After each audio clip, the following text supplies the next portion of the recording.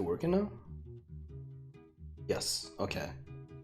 Yeah, so this is a second take because my microphone was screwed in the first one. I realized after 5 minutes. Alright, so I'm making a recording, which is a retrospective on the Hidden Cup. Maybe this is interesting, I don't even know, for opponents that I played or for people who played in the cup or watched the cup. It might be cool to kind of see one player's perspective of things. Like right now, I should say I'm in, this is October 30th. Right now, the semifinals has not been casted yet. I think they've been played. I'm playing in the final this Sunday. Obviously, if you're watching this, you're hopefully watching it after the reveal. That's kind of the point of it. Might not posted it though, but yeah. So, you know, I have a lot of thoughts about the cup. I think it's been a lot of fun so far for me, and I felt that way like even round 1 and round 2. And I hope other people who played it also had fun. It's been a very interesting cup. If it's not obvious already, it's probably revealed. I'm Gabriel Petit. I've had a good run so far. I think I've guessed wrong on all of my opponents to Gabriel, because you know he does ask us to guess who we think we played after our matches. I haven't had a great track record on that front, I don't think. But who knows, maybe I've been correct. But yeah, I doubt it. So yeah, what I like about this cup is I'm pretty sure there's been some really strong players who've been knocked out from the very round 1, like from the beginning, and from round 2, right? And that's kind of fun because you don't know who you're playing. It's randomized, I assume, so anyone can play anyone at any time. So you don't really get that much information. Also, for the people like me, like for the people that were at the lower bracket, we didn't have any casts to base any information on until maybe here or here. Like this was the first, in the semifinals, was the first point where it would have mattered to me to do research on these players to kind of predict who I might face, right? Like that was not, I think when I played the quarters, like round 1 was casted or something like that. So, I mean, you know, I could make inferences, but I wasn't sure who could have gone through and stuff like that. It's not easy to predict. Meanwhile, on the other side of the bracket, which these players right here, I really felt like there were some strong players as well. Like Solid Snake stood out from the very beginning for me. Of course, having played Platinum and having played a lot of the Platinum players a lot, it's easy for me, and I assume the other Platinum players as well, to guess each other, right? Like I think that's true for everyone who has played in a division and played each other a lot. Like you just notice the tendencies a lot better. I feel like I guessed Pofke pretty early, and I think Pofke guessed me pretty early as well. Maybe even round 1. I wasn't sure of Solid Snake in the beginning. Of course, keep in mind I don't know who this player is yet, and I don't have any certain, like 100% certainty. So it's this is all guesswork. So you'll know the answer, I guess. But yeah, I think this is Pofke. And Peterfield, I had Opie as possibly Peterfield or Ethan Hunt this cup. Peterfield just had all of the boxes, you know, hypothetically, of Opie rights. He felt a little bit different, but it just everything fit. So it felt like to me that Opie rights was knocked out at round 2, and if Opie Wright is knocked out by anyone, Pofke makes sense, right? So because Pofke is Pofke, I could see Opie winning this as well. Don't get me wrong, but at that caliber, anything can happen. So yeah, I felt like Peterfield was Opie. Let's actually go from the top. I want to say, so this is 32 players. I could not be bothered personally to check out 32 players, and you know, I did host a lot of cast, and I did watch I think 70% of the cast, and that was a lot of fun. But it's hard to guess someone based on, you know, a small set. So what I did was I just sat down, I think on a Sunday, on one weekend, it was a month ago at least, and I just looked at the winners of round 1 and I looked at the replays. I think I got bored like around here, which is ironic because these were the ones that probably would be most beneficial to me because I could actually predict my opponent, but whatever. So what I did was I had all of the replays organized, and I color coded them from red to green, yellow, gray based on skill level. Again, this is just subjective. And then I looked at the venue preferences, and if, for example, there was someone like Solid Snake, which was red, which was my color for like, this is a top player, I think. And I look at the venue preferences of like every red player on the guest list. And at the end, it matched up with like 2 or 3 names, right? And then I could limit it from there. And that was my approach with all of these players. Some of them I couldn't guess at all. Like, you know, I had no idea who Ethan Hunt was or is still. Dick Tracy, etc. There's a lot of players I don't know who is. But there's also quite a few that I'm very certain about and was from the pretty early because of this method. So I felt like, you know, but I don't, you know, maybe I'm wrong. So Yvonne Pennyweather I have as monitors. I think I read someone guessing monitors in Twitch chat in round 2, and I was like, yeah, that makes sense. I think that might be him. So that was, and then in these matches, he's went Smallman, Gallery Tay, and then did like cheese and stuff. So I was like, yep, that's him. But it would be cool if it wasn't. I think it was though. Michael Weston I have as Koopa. I think I had him first as Koopa or Paratrooper, because those were the two where the venue preferences and the coloring matched, the skill level matched for me at least. I landed on Koopa because I think one of the casts, he kept defending the sniper's like choices, like, oh yeah, I think the sniper was thinking, you know, that sort of became kind of an internal meme that we joked a little bit about, and God bless Koopa, like he he went along with it as well. I think he had a lot of fun. And this is such a good matchup. If this is monitors versus Koopa, this is such a good matchup. I think it's really, this could go either way, I think. It's really cool. But maybe it's not. I don't know for sure. Yeah, so I already talked about this one. So I think monitors versus Pofke here, right? Maybe. As Fuchs, I had a Spend Monkey through the method that I did that day. Had a strong showing here. Faced Ethan Hunt, who I'm not sure who is. Again, I don't know who this player is, but it seemed pretty strong. It was like mid-high, you know. Felt like an old veteran or something, but I could be dead wrong. Some people were saying he might be an American player, but I do not know who this player is. Johnny English. Hold on. Yeah. Johnny English, I think I had locked as Kuma Kid pretty early.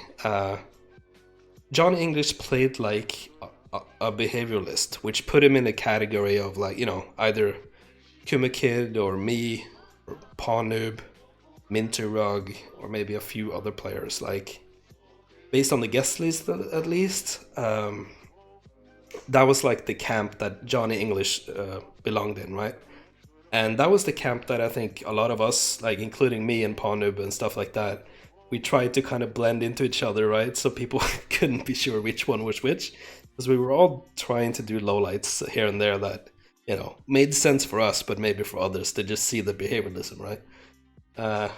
So yeah, I think this is Kuma Kid.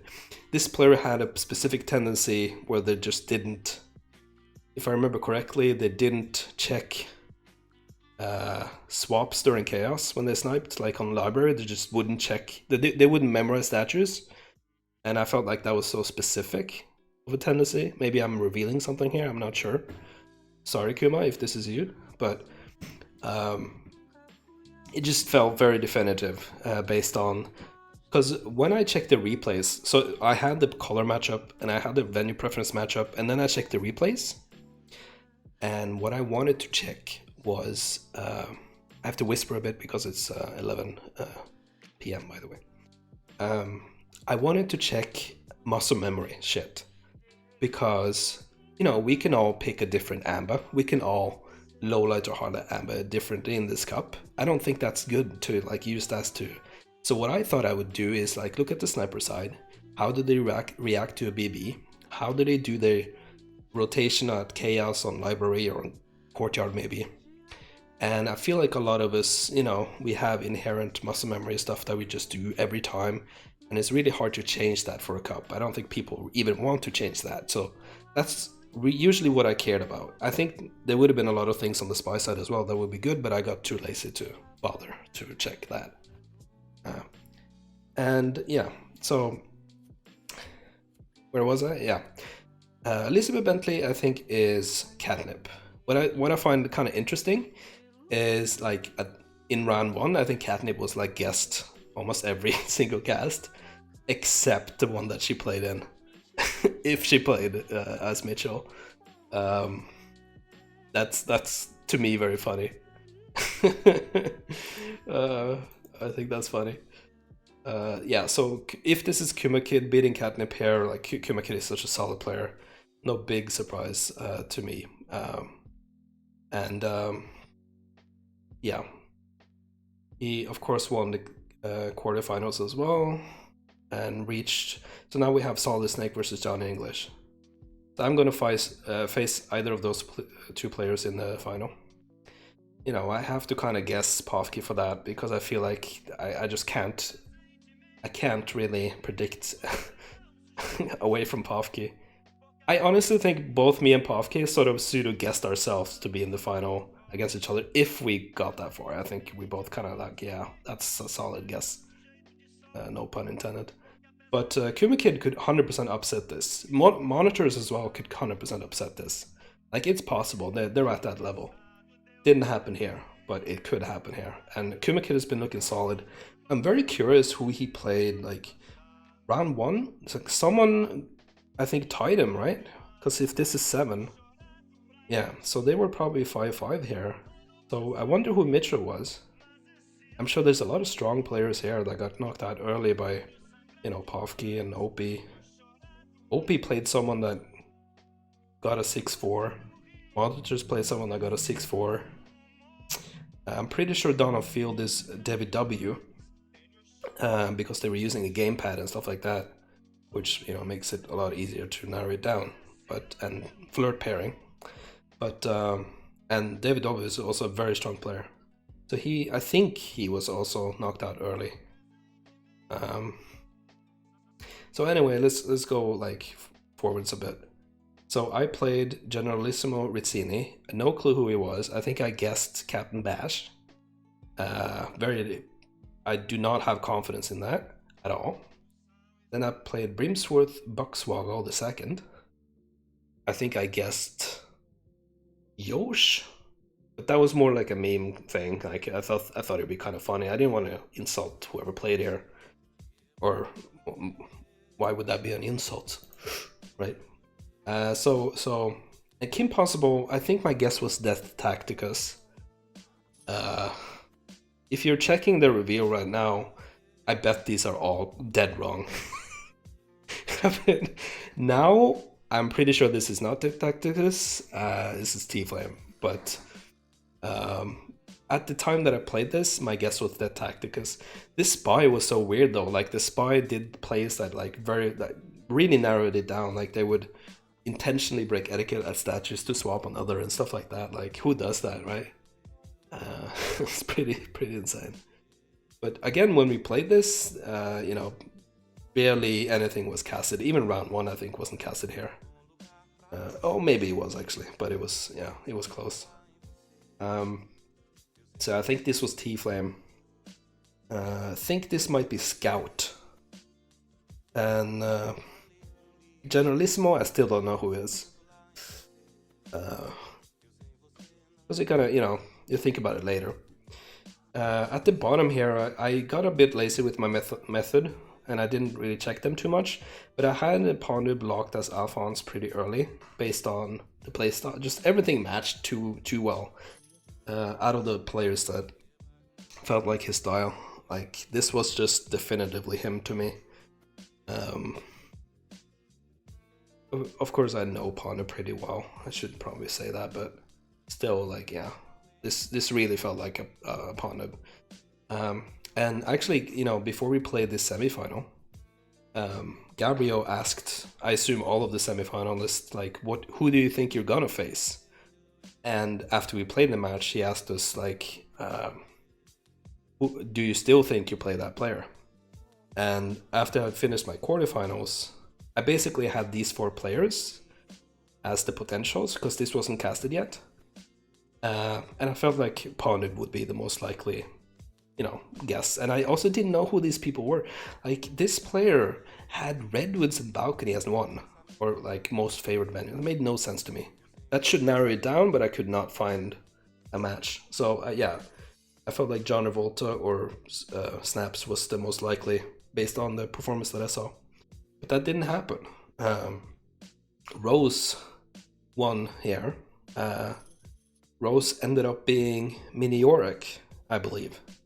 But when I just assumed pawn noob because it was just, he's a very solid prediction. Again, these weren't played. And after the match, I also predicted pawn noob. So I'm basically been wrong every match I played about who I believe. Or maybe I haven't. I don't know for sure, but pretty sure. So yeah, that's pretty much the standing. This was a pretty cool upset. If this is Miniorica, like 6-0.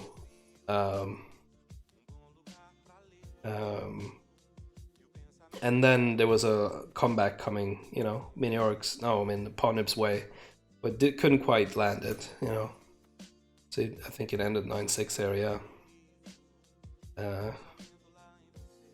Yeah, I had fun so far.